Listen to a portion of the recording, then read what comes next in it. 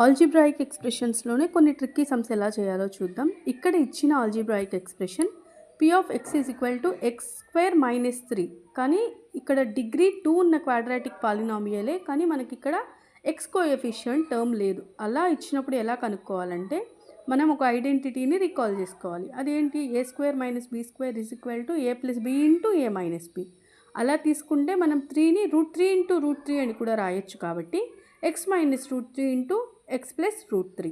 So ఈ 2 రూట్స్ని మనం ఏం చేస్తాం? 0కి ఈక్వేట్ చేసినట్లయితే will get the roots. So x is equal to √3 and x is equal to minus √3. So zeros of p of x is equal to √3 and minus √3.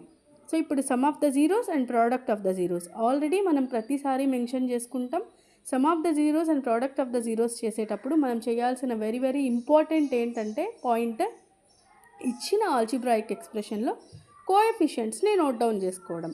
So ఇక్కడ coefficient of X స్క్వేర్కి ముందున్న coefficient 1 and ఇక్కడ మనకి X coefficient లేదని మనం ఫస్టే మాట్లాడుకున్నాం. కాబట్టి simply the coefficient of x is equal to 0 and the constant term is -3. So ఇప్పుడు sum of the zeros alpha plus beta is equal to -b/a. It is b term 0 ఉంది కాబట్టి it is totally 0.